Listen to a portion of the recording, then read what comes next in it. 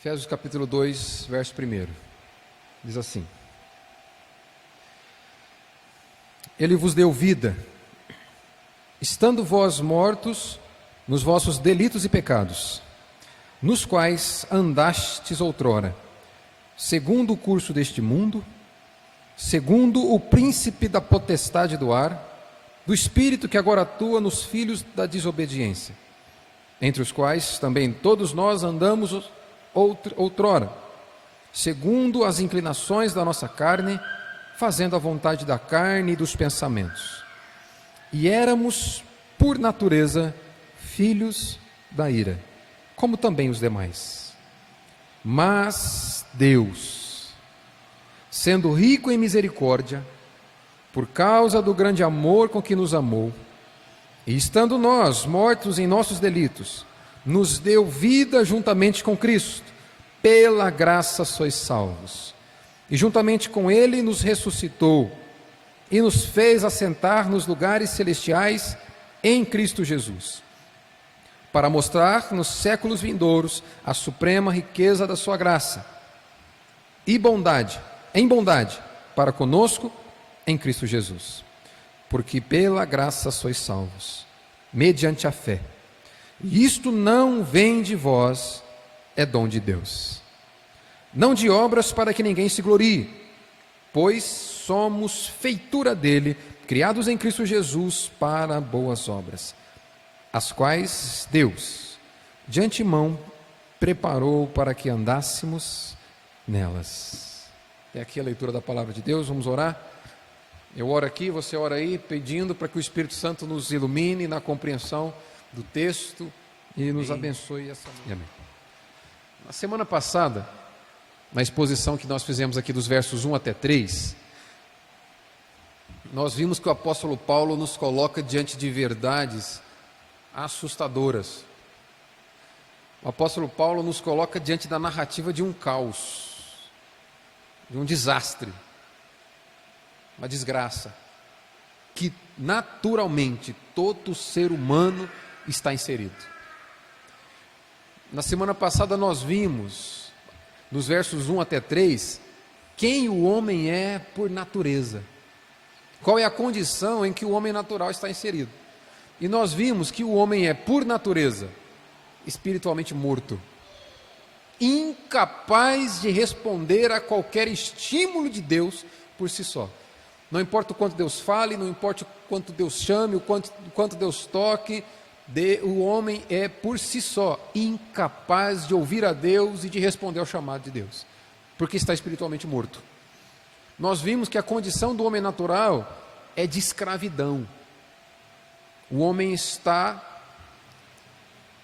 naturalmente, por nascimento, escravo do mundo. É a agenda secular desse mundo que direciona os homens. Aquilo que o mundo diz que é bom, o homem acredita que é bom.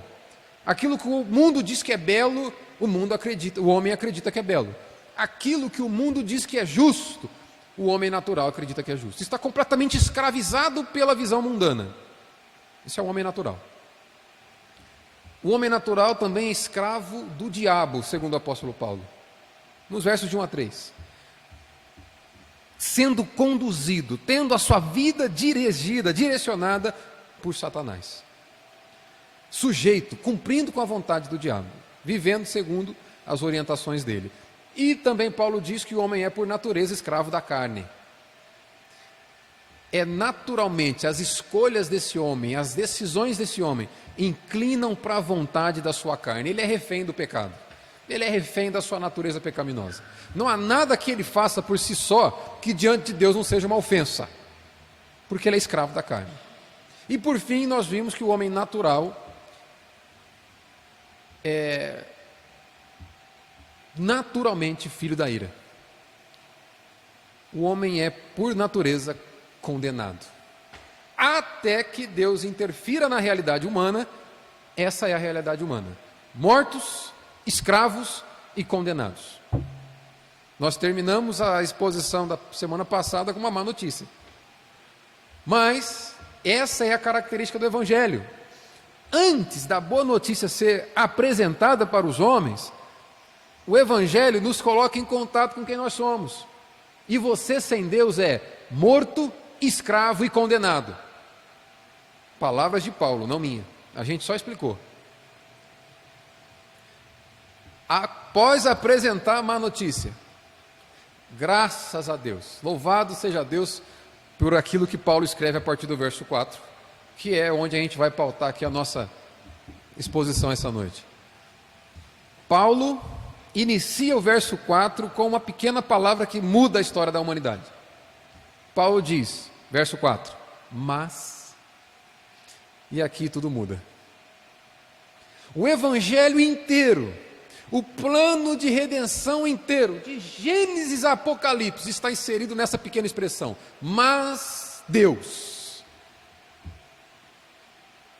Se, na semana passada, se nos versos de 1 a 3, nós vimos a condição natural do ser humano, nos versos de 4 a 10, nós veremos o que Deus fez para mudar a realidade dos homens.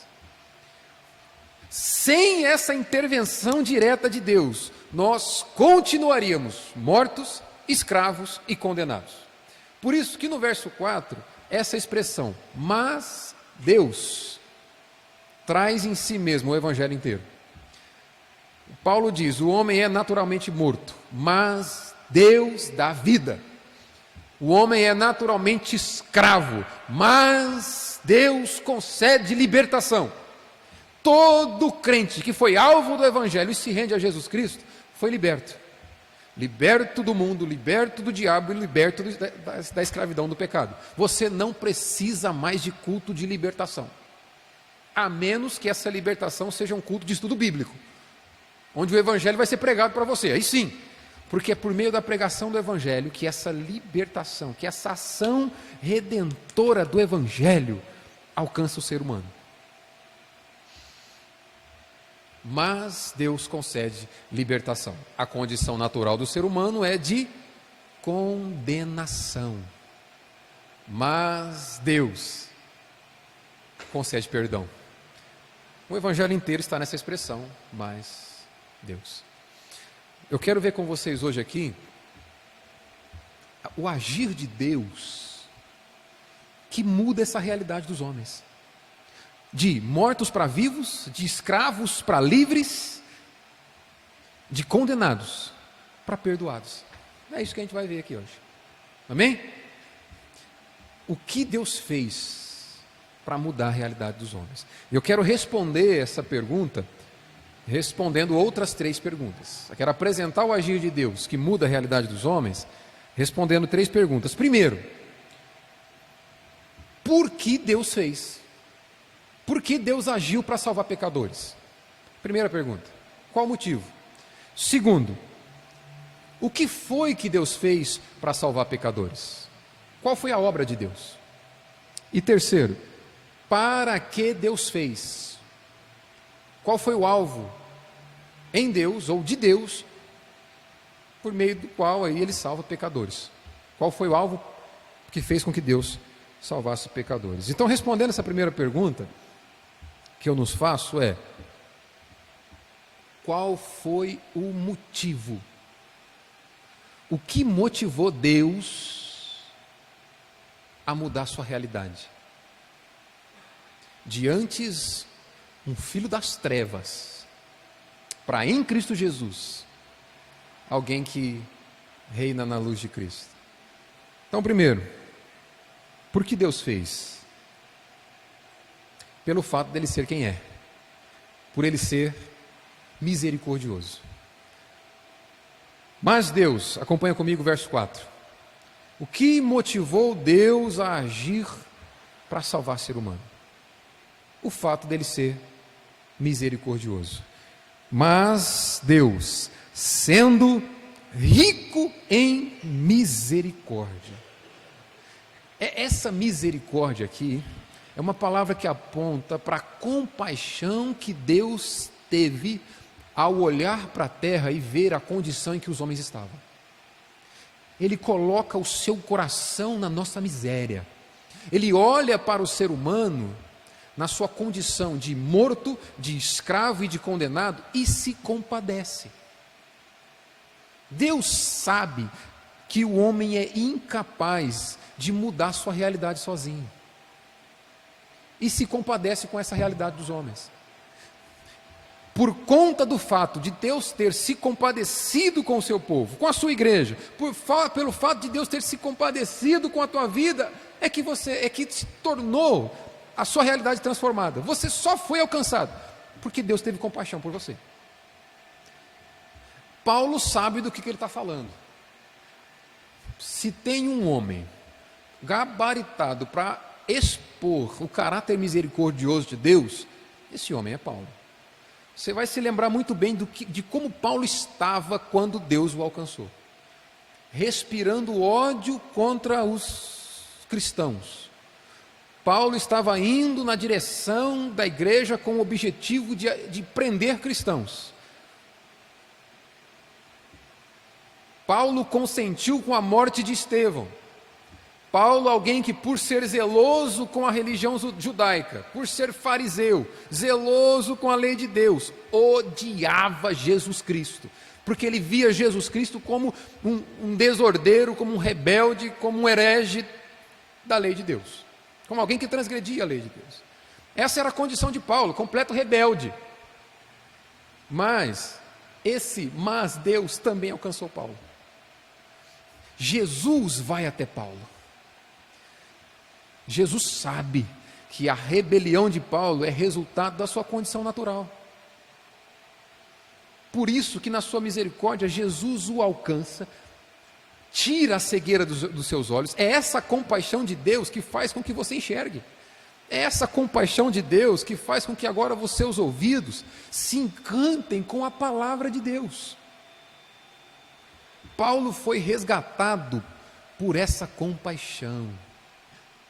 Jesus vai até Paulo, na sua incapacidade natural, e o muda, encontrando a sua incapacidade e o transforma, da mesma forma que ele fez com você. Se Deus fosse esperar você e eu agirmos por conta própria, nossa postura não seria muito diferente da postura do apóstolo Paulo. Talvez você não mataria cristãos, vai saber. Talvez no coração já matou um monte de crente, né? Mas talvez você não teria tanto ódio pela igreja quanto Paulo tinha. Mas se não fosse por essa misericórdia que alcançou Paulo te alcançar, certamente você não estaria aqui me ouvindo essa noite. É o fato de Deus ter se compadecido comigo e com você que retira a cegueira do nosso coração. Essa misericórdia. Então por que Deus agiu? Porque Ele é misericordioso. Nós vimos na primeira parte aqui do Salmo 23, Davi dizendo: certamente bondade e misericórdia me perseguirão todos os dias da minha vida. Davi aponta para esse caráter de Deus. Quando a palavra misericórdia é usada ali para o Davi, ele está tratando de um gesto de Deus que persegue aquele a quem Deus ama. Imagina você o que é ser perseguido por esse amor inabalável de Deus. A ideia de misericórdia aqui no Salmo 23 aponta para um amor que não se abala. E aí a gente entra no segundo motivo. Por que Deus fez? Por que Deus salvou pecadores? Primeiro, porque é misericordioso, Ele se compadece da realidade dos homens. E segundo, porque Ele ama. Ele é amoroso. O verso 4 ainda diz: mas Deus, sendo rico em misericórdia, por causa do grande amor com que nos amou.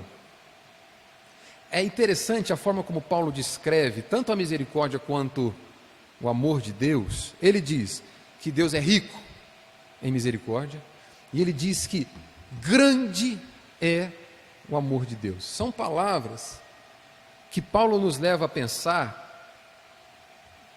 que não há como descrever. Não há como descrever com palavras conhecidas por vocabulário humano o ser de Deus. É rico em misericórdia e é abundante em amor. É um amor incomparável, irresistível e inabalável. Esse amor que não se abala pela rebelião dos homens, É o amor que te alcançou.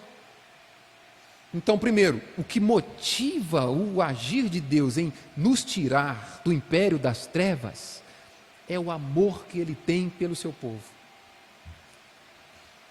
E esse amor é incondicional porque não levou o tempo da rebelião de Paulo, assim como não levou o tempo da sua rebeldia. Quantos dias de nossas vidas nós vivemos amando mais a nós mesmos do que a Deus?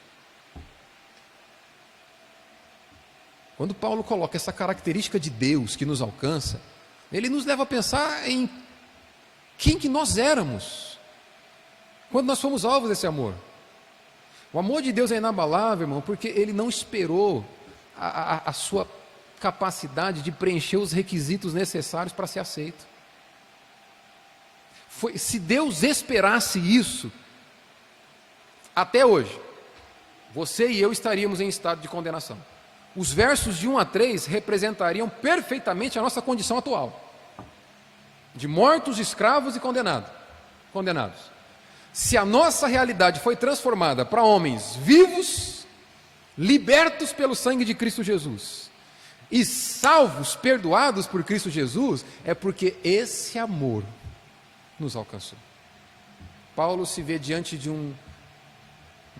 de algo que ele não consegue descrever em palavras, e só lhe cabe dizer: com um grande amor com que nos amou. Por isso, Deus agiu em favor da sua igreja, porque amou.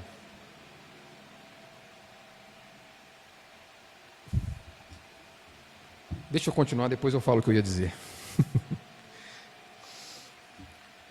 Quando Paulo passa a pensar nas pessoas que receberam essa misericórdia e esse amor, imediatamente ele aponta para um outro caráter de Deus, um outro atributo de Deus. Ele está dizendo: olha, por que Deus agiu para salvar? Primeiro, porque é misericordioso. Segundo, porque Ele é amoroso.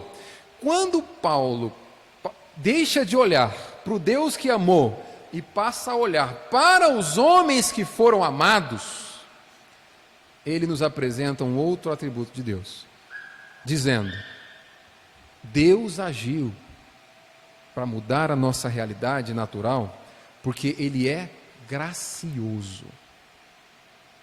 O que significa isso? Verso 5. E estando nós mortos em nossos delitos. Veja, ele vem narrando o que Deus fez. Deus é misericordioso, Deus exerceu compaixão com vocês, Deus é amoroso, Deus amou com vocês, Deus amou vocês com um amor que eu sou incapaz de descrever. E vocês, quem vocês eram? Mortos. Verso 5: estando nós mortos nos nossos delitos. Não havia possibilidade de ser de outro jeito. Quando Paulo olha para os homens que receberam do amor de Deus, ele vai chegar à seguinte conclusão: tem que ser pela graça, não há outro meio. Por isso que, na sequência, ele vai dizer: estando nós mortos em nossos delitos, nos deu vida juntamente com Cristo. Final do verso 5, o que ele diz? Pela graça sois salvos.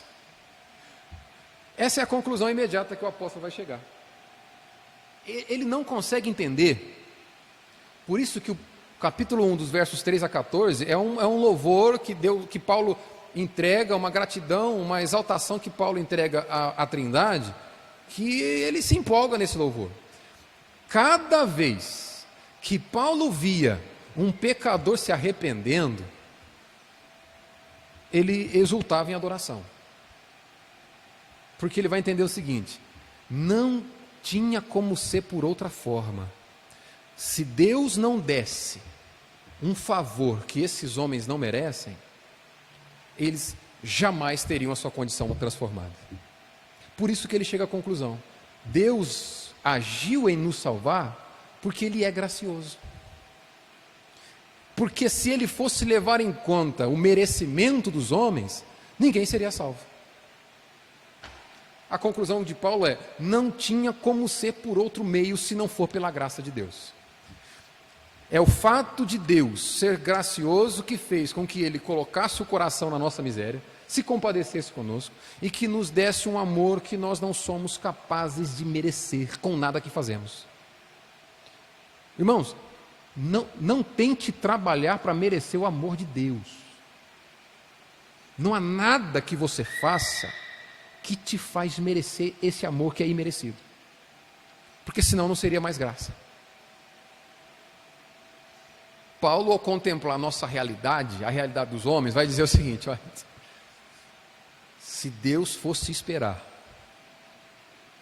eles fazerem tudo direito, para que por meio das suas obras fossem salvos, eles estariam perdidos. Por isso que nós temos aquilo que temos no verso 8. Olha o verso 8 aí.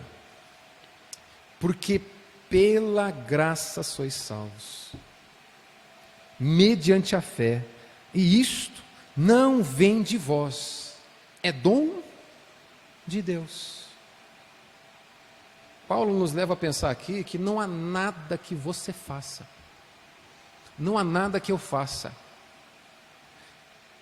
que me torne habilitado a merecer a minha salvação. A salvação é algo dado por Deus, por meio do seu favor imerecido, sua graça, por meio da fé. É como se Paulo dissesse o seguinte: olha, sabe qual que é a única coisa que Deus te pede para te salvar? Que você creia. Mas tem um detalhe: até a sua fé foi Ele que deu, o tempo todo. Se Ele não intervém, nossa realidade não seria mudada. Nossa condição era de um desastre total, que, movimentado por seu amor e por sua misericórdia graciosos, Ele nos concede favor, Ele nos salva, independentemente de quem somos ou fomos. Pela graça sois salvos, mediante a fé. E isso vem de Deus, é presente de Deus. Talvez você já foi alguém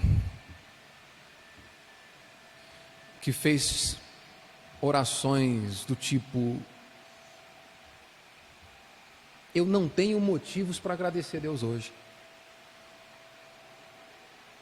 Talvez você deixou de orar em algum momento da sua vida porque as coisas pararam de acontecer aos teus olhos. Dificuldade financeira, enfermidade na família, problemas familiares, parece que nada dá certo. E aí você pode ser levado ao seguinte pensamento: eu vou buscar a Deus para quê?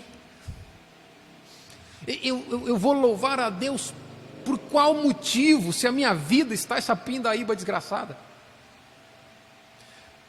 Paulo nos coloca diante de uma realidade, irmãos, que não importa o que Deus já fez na sua vida, não importa o que Deus ainda fará na sua vida, nada é comparado a um favor que fez com que Ele te tirasse de uma condenação eterna, da qual por si mesmo você seria incapaz de sair dela. Paulo quer que nós sejamos levados ao mesmo sentimento que ele teve aqui, de olhar para o céu e ser eternamente grato a Deus. Ele quer que nós olhemos para Deus e pensemos o seguinte: Senhor, obrigado, porque eu sou incapaz de merecer esse amor que o Senhor me concedeu. Senhor, obrigado, porque não importa o que eu faça, nada vai fazer com que Ele me ame menos, porque é um amor que não espera requisitos para ser preenchidos.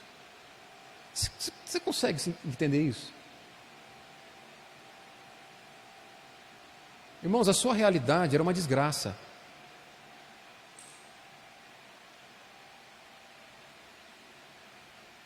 Se hoje você está aqui e é um crente em Jesus Cristo, a sua vida era de total condenação.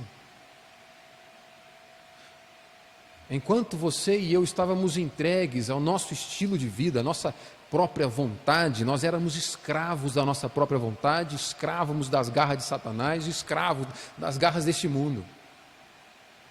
naturalmente condenados. Aquilo que você provou, pela graça de Deus, existe uma multidão que não provará. Esse é um mistério que não há teologia para explicar. Por quê que alguns foram sacados dos versos de 1 a 3 e outros não? Nesse exato momento existe uma multidão que nasce condenada, vive condenada, passa a sua vida na terra condenada e entrará para a condenação eterna, vivendo eternamente condenado.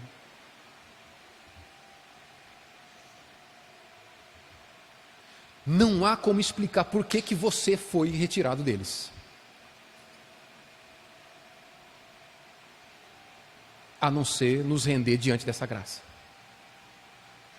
Paulo quer te levar a pensar o seguinte: por que eu? Por que esse favor me alcançou? Você não fez por merecer, eu também não, mas esse incomparável amor de Deus, essa graça, esse favor foi feito sobre a sua vida. Por isso agora você tem motivos para louvar. Toda vez que enfrentar alguma dificuldade financeira, lembra de uma dificuldade que você jamais enfrentará: é o inferno.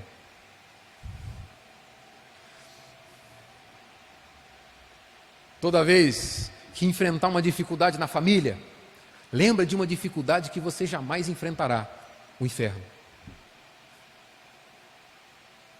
Toda vez que você achar que não tem motivos para se alegrar, lembra de algo que foi te dado de graça: a glória de Deus por toda a eternidade.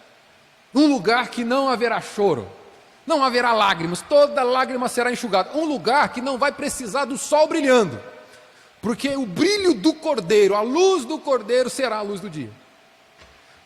Lembra que você não fez nada para merecer esse lugar, e aí está sendo levado para lá, porque Deus é fiel para isso. O ponto que eu quero responder com vocês aqui é: qual foi a obra de Deus? O que Ele fez? Nós já respondemos por que Ele fez. Ele fez porque Ele é amor, misericordioso e gracioso. Agora, o que foi? Qual é a obra de Deus? No verso 5 ele está dizendo assim: estando nós mortos em nossos delitos, nos deu vida juntamente com Cristo. A primeira coisa que Deus fez é nos dar vida. Essa vida aqui é a verdadeira vida, que só prova aquele que foi alvo desse amor de Deus. Ele nos deu vida. Em João capítulo 5, no verso 24, Jesus vai dizer o seguinte: aquele que ouve as minhas palavras e crê naquele que me enviou, terá a vida eterna. Não entrará em juízo, não será condenado, antes já passou da morte para a vida. Veja, Jesus está dizendo que aquele que crê nele tem a vida eterna. Ele não está falando que terá. É óbvio que nós provaremos do caráter eterno da vida, ou dessa experiência eterna da vida, depois da morte. É lá que nós provaremos essa eternidade da vida na presença de Deus.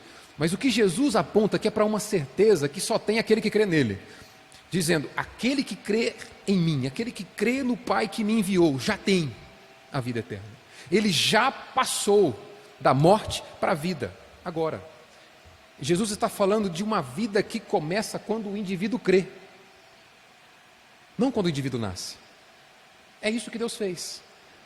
Deus, no seu amor incondicional, nos deu vida. Isso é a obra de Deus. Primeiro ponto, o que Deus fez? Qual foi a obra dele? Nos deu vida juntamente com Cristo. Outra coisa que a gente vai perceber aqui nesses textos é a centralidade de Jesus na obra de Deus. É tudo nele. A graça de Deus é demonstrada em Cristo Jesus. O amor de Deus é demonstrado em Cristo Jesus. A misericórdia de Deus é demonstrada em Cristo Jesus. Deus só concede vida àqueles que estão em Cristo Jesus. Só há um meio de você provar dessa vida: se ligando a Jesus Cristo. Jesus é o centro do agir de Deus. Amém? Então o que Deus fez? Primeiro, te deu vida. Segundo, verso 6: e juntamente com Ele nos ressuscitou. Essa vida com que Ele dá é nos fazer provar dessa primeira ressurreição, desse novo nascimento. Porém, eu acredito que essa ressurreição que Paulo diz no verso 6, aponta para duas realidades. Uma realidade imediata agora: todo aquele que crê em Jesus já nasceu de novo, já ressurgiu dos mortos. Lembra? Primeiro Paulo apresenta uma realidade. Qual que é a realidade? Vocês estão mortos em pecados. Essa é a realidade do homem natural. Tá, mas o que Deus fez para mudar isso? Ele te deu vida, infeliz. Aliás, feliz. Ele te deu vida. De que forma? Ele te ressuscitou dos mortos, juntamente com Cristo. O poder de Deus que ressuscita Jesus Cristo, como é dito no verso 20 do capítulo 1, é o mesmo poder que Deus usou para te levar a crer. É o mesmo poder que Deus usou para te tirar dos mortos. Então a primeira realidade aqui, que imediata, é: quando você crê em Cristo Jesus, você já foi ressurreto. Você já foi livre da morte. E a segunda realidade aqui, que é uma realidade eterna, Paulo tem por tão certo o agir de Deus, ele entende: Deus é fiel para completar a obra que ele começa. E ele coloca essa ressurreição dos mortos, que é aquilo que acontecerá no dia de Cristo Jesus, quando Cristo voltar para buscar a sua igreja. Aqueles que morreram nele serão ressuscitados primeiro, herdarão um corpo glorificado. Paulo tem tanta certeza dessa realidade que ele coloca esse gesto como se já aconteceu no passado, dizendo: Deus nos ressuscitou com Jesus Cristo. É certo de que Ele vai voltar, é certo de que Ele vai nos dar o nosso corpo glorificado para vivermos eternamente com Ele, porque Ele já fez isso. Ele é fiel para levar esse plano a cabo. Amém? O que Deus fez? Deu vida, garantiu a nossa ressurreição, e por outro gesto que Deus fez, foi garantir ou te aceitar definitivamente diante dele. Então vamos lá: deu vida, deu vida, te ressuscitou e te aceitou definitivamente em Cristo Jesus. De onde sai isso? Verso 6: e juntamente com Ele nos ressuscitou e nos fez assentar nos lugares celestiais em Cristo. A fé reformada ensina que Jesus é o nosso representante. Assim como um dia fomos representados por Adão, Adão, por ser o cabeça da raça, nós vimos isso na semana passada, por ser o cabeça da raça, a queda de Adão tem impacto sobre sobre todos os homens. Todos herdaram a queda de Adão. Assim como Adão é o cabeça da raça humana, Cristo é o cabeça da igreja. Você estará sempre em um dos dois. Ou está em Adão, morto, escravizado e condenado, ou estará em Jesus Cristo, vivo, liberto e perdoado. E a fé reformada nos ensina que Jesus, sendo o nosso representante, aquilo que aconteceu com Jesus, aconteceu conosco. Jesus viveu uma vida de obediência na terra que nós não seríamos capazes de viver. Então Ele nos dá, Ele nos representa com essa justiça. Ele nos dá de presente essa justiça. Jesus morreu pelo pecado dos homens. Portanto, para o pecado e para o mundo, nós já também estamos mortos. Jesus foi ressuscitado pelo Senhor. Portanto, em Cristo Jesus nós já fomos ressuscitados. Jesus está assentado à destra de Deus. Portanto, em Jesus, nós já fomos aceitos à destra de Deus por toda a eternidade. Quem está em Jesus, todo aquele que é redimido, lavado pelo sangue do Cordeiro, salvo por Jesus Cristo, está ligado a Cristo, está aceito diante da presença de Deus por todo sempre. Esse verbo aqui, e nos fez assentar nos lugares celestiais, esse assentar aponta para a ideia de que Jesus já cumpriu com o plano, trabalho realizado. Agora ele se assenta. Por meio da graça de Deus, Paulo está dizendo o seguinte: aquilo que foi necessário para você ser ressuscitado, liberto e perdoado, Cristo já realizou. Detalhe: a sua aceitação está em Cristo, a sua retidão, a vida de santidade que agrada a Deus está em Cristo. Portanto, todos os que estão ligados a Cristo estão aceitos ou são aceitos na presença de Deus para toda a eternidade. É simples a gente responder e defender essa doutrina. Que dia Jesus vai ser rejeitado da presença de Deus? Quando que o Deus Filho vai ser expulso da presença do Deus Pai? Ao dizer que em Cristo nós já estamos assentados na presença de Deus, Paulo nos leva a louvar a Deus por essa garantia, dizendo que é impossível que um crente fiel a Jesus Cristo, ligado a Jesus Cristo, deixe de ser salvo em algum momento da sua vida. É o mesmo que dizer que em algum momento Deus Pai vai rejeitar o Deus Filho. Como se Deus nos colocasse assentado à presença dele e depois tirasse. Coloca, depois tira. Coloca, depois tira. Não há cabimento para defender a ideia de que um crente verdadeiro, nascido de novo, possa ficar pelo caminho. Quando Paulo diz que nós já estamos aceitos, é que pela graça de Deus, já fomos presenteados com uma justiça que nós jamais conquistaremos. E já fomos perdoados por uma morte que jamais vamos precisar provar, a morte do Cordeiro Santo, Filho de Deus.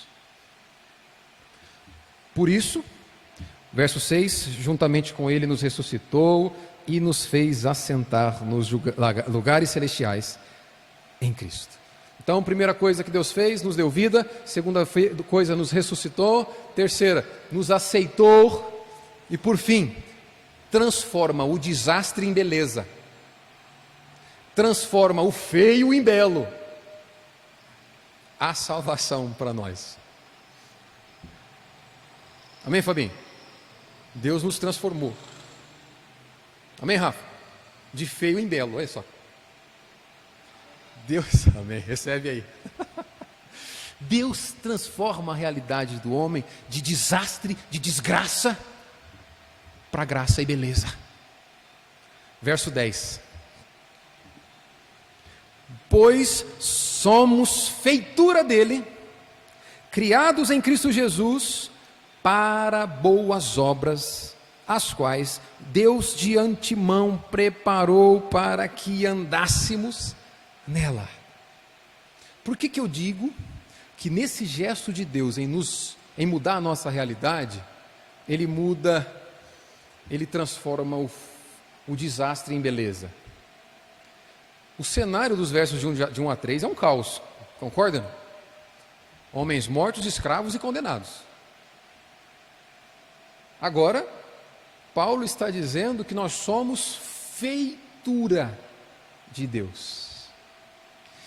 A palavra feitura aqui no original é poiema, é a mesma palavra para poema. Paulo está dizendo que nós somos o poema de Deus. A igreja é a obra de arte de Deus, a obra-prima de Deus. Aqueles que estavam em desgraça total são arrancados dessa servidão, dessa morte espiritual e são transformados em obra-prima. A igreja é o poema de Deus para o mundo. A igreja expressa essa obra de arte que Deus realiza na humanidade. Ele transforma o feio em belo. Somos obras de Deus, feitura de Deus. E ele continua dizendo assim: criados em Cristo Jesus. Deus é o autor de toda a criação, amém? Toda a humanidade foi criada por Deus. Justos e ímpios foram criados por Deus. Mas a igreja é aquilo que em teologia é chamado de recriação. Deus recria aquele homem caído. É uma nova criação. E esses foram criados em Cristo Jesus. A história foi mudada. A realidade foi transformada. De homens caídos em homens perdoados. Criados em Cristo Jesus para boas obras. Vocês vão se lembrar que na semana passada eu disse o seguinte: pelo fato do homem estar morto em delitos e pecados, Romanos capítulo 14, verso 23, está acompanhando? Nota aí, atenção.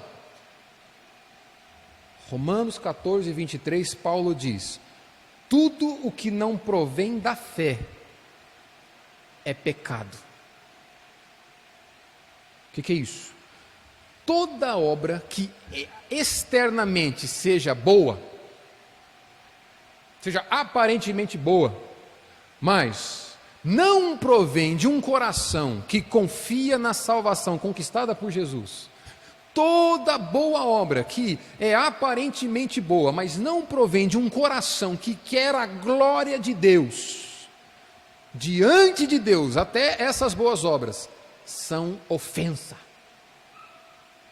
O exemplo que eu dei é: imagine você, um ateu, incrédulo, um ímpio, que ele tem um gesto exterior de bondade. O que ele faz? Ele sustenta uma instituição de caridade. Ele pega toda a fortuna dele e dá para um orfanato. Só que esse homem que tirou dos próprios bens para abençoar um orfanato, se não for, palavras do apóstolo Paulo, Romanos 14, 23, se não for uma obra proveniente de um coração que quer a glória de Deus, até esse gesto de bondade diante de Deus é uma ofensa. Em resumo, não existe boas obras provenientes de corações pecadores. Não existe boas obras provenientes da natureza humana caída, ainda que exteriormente seja boa, sabe? Ainda que faça bem para você, faça bem para outra pessoa. Se não provém de um coração que crê em Cristo, se não provém da fé, diante de Deus é pecado. Aí chegamos no versículo 10 aqui, onde Paulo diz: pois somos feitura dele, criados em Cristo Jesus para boas obras. Somente em Cristo as nossas obras são boas.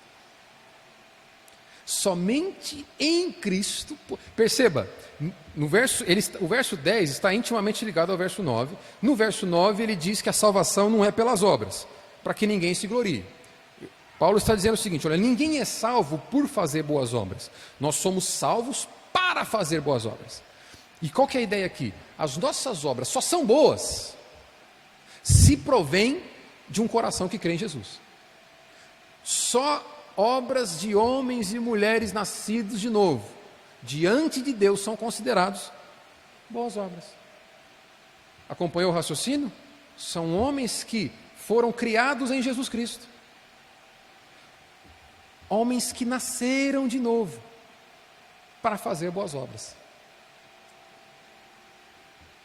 Só existe uma forma da sua obra não ser pecaminosa: se ela for proveniente de um coração regenerado, de alguém que nasceu de novo. Aqui, Paulo defende a ideia de que não existe boa obra suficiente para fazer com que você mereça ser salvo. Essa é a ideia. Se você foi salvo, aí sim, através de você, Deus realiza boas obras. Por que que depois de salvo, aí sim, essas obras são boas aos olhos de Deus? Sabe por quê? Porque elas são feitas pelo próprio Deus. Olha aí. Pois somos feitura dele, criados em Cristo Jesus, para boas obras, as quais, até o nosso gesto de bondade, as quais Deus de antemão preparou para que andássemos nelas. O que Paulo está dizendo aqui? Até aquilo que você faz e que você julga ser bom, até isso vem de Deus. Fora do agir de Deus, não há nada em nós que o agrade. Quando nós nos empenhamos, quando nós buscamos a Deus, quando nós oramos, quando nós lemos a Bíblia, quando nós cultuamos a Deus na igreja, tudo isso são boas obras aos olhos de Deus, quando provém da igreja. Mas Paulo está dizendo que até a realização dessas obras, Deus precisa te dar. Porque se Ele não der, você não faz. Esse é o mistério da vida cristã. Você se empenha para orar, mas é Deus que está fazendo isso. Você se empenha para ler a Bíblia, mas é Deus que está fazendo isso.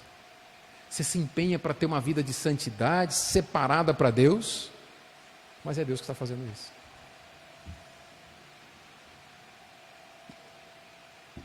As quais Deus de antemão preparou para que andássemos nela.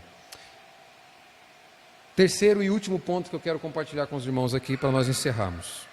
Eu disse então que aqui nós vemos qual foi o motivo que levou Deus a agir, e isso foi porque Ele é amoroso, gracioso e misericordioso. Eu disse qual foi a obra de Deus: Ele nos deu vida, ressuscitando, nos garantindo a aceitação e transformando as nossas obras, fazendo com que as nossas obras sejam aceitáveis para Ele, porque na verdade é Ele trabalhando através de nós. Até aqui ficou claro? O último ponto que eu quero ver com os irmãos é: qual o alvo de Deus com tudo isso? Para que Deus salva pecadores? O que Deus deseja quando Ele olha para você, assim como Ele olhou para os judeus, assim como Ele olhou para os gentios de Éfeso? O que Deus deseja quando Ele, vendo a nossa incapacidade natural de correr para Ele, Ele corre na nossa direção e nos salva?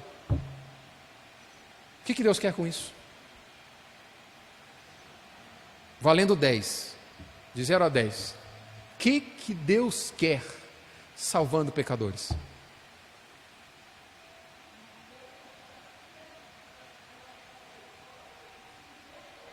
Sim, exatamente. E por que Deus dá fé? Amém. Está vendo? Só teve uma, só a avó Maria de Lourdes que foi ousada para responder. Para que Deus nos dá fé? Para nós apegarmos a Jesus Cristo. Verso 7.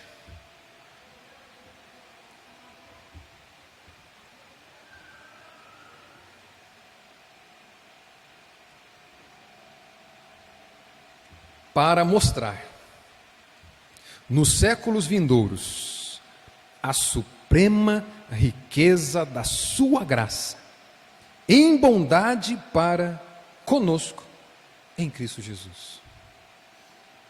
Em resumo, qual é o alvo de Deus quando Ele salva pecadores? A sua própria glória.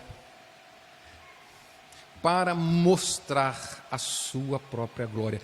Palavras que Paulo usa, a suprema riqueza da sua graça. Deus salva pecadores antes desses pecadores merecerem, para que, quando nós cheguemos lá, para que nós elevamos o nosso pensamento para o céu, para o Senhor, e a gente diga: Senhor, obrigado, porque quando eu estava morto o Senhor me deu vida.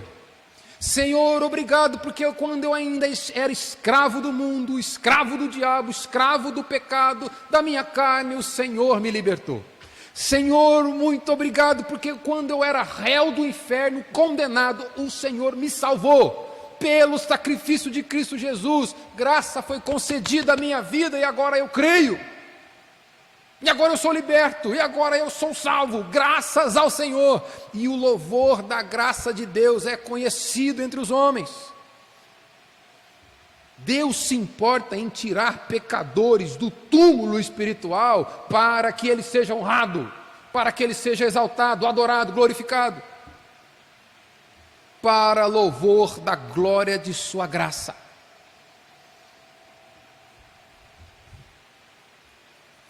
Porque Deus não divide a sua glória com ninguém. Verso 9. Não de obras, para que ninguém se glorie. Pela graça sois salvos, mediante a fé, e isto não vem de vós. Até a fé que nós temos foi Deus que deu. Não de obras, para que ninguém se orgulhe, para que ninguém se glorie. O objetivo de Deus em salvar pecadores, o objetivo de Deus em conceder fé para aqueles que não têm fé, é para que Ele, e tão somente Ele, seja glorificado. Ele está dizendo aqui no verso 9, não há obras que você faça que pode te fazer receber alguma honra.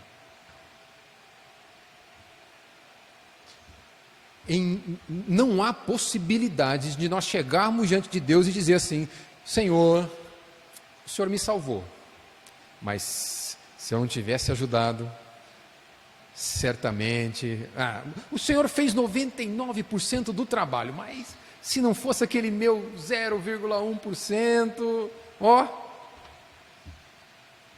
não, Deus não permitiu que houvesse participação humana no plano de redenção, que houvesse participação humana na salvação, para que a glória dele fosse exaltada, para que a graça de Deus fosse exaltada entre os homens. Agora, quando nós nos empenhamos para viver para Deus, quando nós cremos em Cristo Jesus, quando nós buscamos conhecer, crescer no conhecimento de Deus, crescer na graça de Deus, é porque Ele já nos salvou, para que a glória seja dele, para que a honra seja somente dele. Irmãos, as implicações práticas disso aqui são inúmeras, e eu lamento pelo fato de vocês terem um pregador que é tão aquém da realidade desse texto que falta palavras para explicar para vocês. Mas um ponto que deve ficar claro para mim e para você: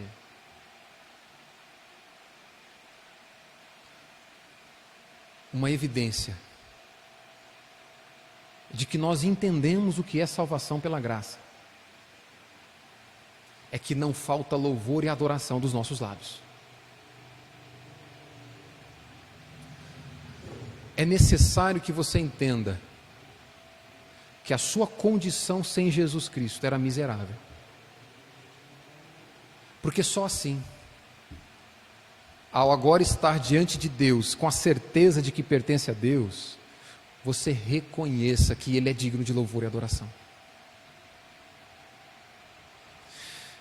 Penso que o cristão que tem dificuldade para saber quem ele realmente é, o cristão que tem dificuldade para entender quem ele realmente é, a parte da graça de Deus, não valoriza essa salvação graciosa. Falta louvor nos seus lábios. Mas o dia que nós entendemos que nós éramos pecadores miseráveis, pelas palavras do apóstolo Paulo, dignos do inferno, mas Deus foi movido por sua graça e amor incomparáveis, e nos resgata dessa condenação eterna. O dia que entendermos isso, não faltará motivos para dobrarmos o nosso joelho em gratidão a Deus. Ainda que você não experimente promoção no trabalho, ainda que Deus não cure aquela enfermidade que você tem orado para Ele curar, ainda que Deus não te livre de problemas financeiros,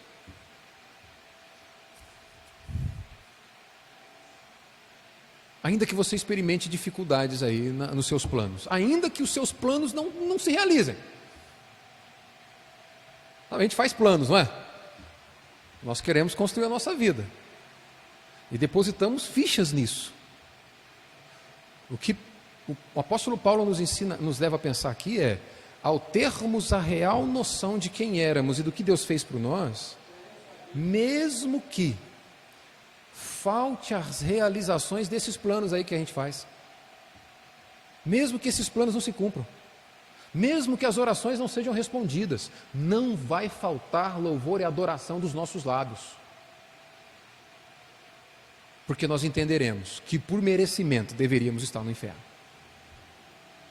mas que por graça, por amor de Deus, nós fomos definitivamente assentados em lugares celestiais e aceitos diante da presença de Deus.